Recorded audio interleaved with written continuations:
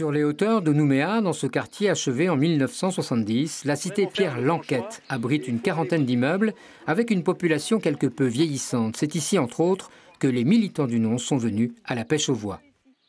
Nous avons aussi des petits vieux, des petites vieilles par exemple qui ont des minimums vieillesse, des familles monoparentales qui ont des allocations de solidarité. Nous avons l'aide au logement aussi. Donc à savoir, est-ce que tous ces aides vont fonctionner le lendemain du référendum?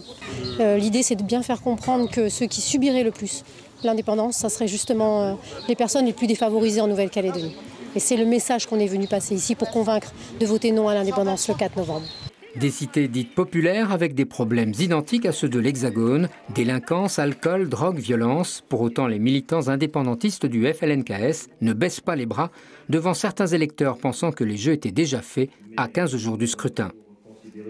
Le décalage qui entoure les sondages et le vécu sur le terrain, donc on le constate. Hein. On a des Calédoniens de souche qui disent pourquoi pas. Nous, on sent vraiment qu'il y a un engouement. Voilà. Non seulement des populations kanak, mais aussi des non-kanak, qui n'ont plus peur maintenant de parler de l'indépendance. Engouement ou pas pour les membres du FLNKS, le fait est que ces derniers n'ont pas lésiné sur les moyens pour battre la campagne. Lobbying auprès de l'ONU et du Conseil de l'Europe, plus invitation lancée à d'autres indépendantistes, comme ici le Polynésien Moetai Brotherson, député à l'Assemblée nationale.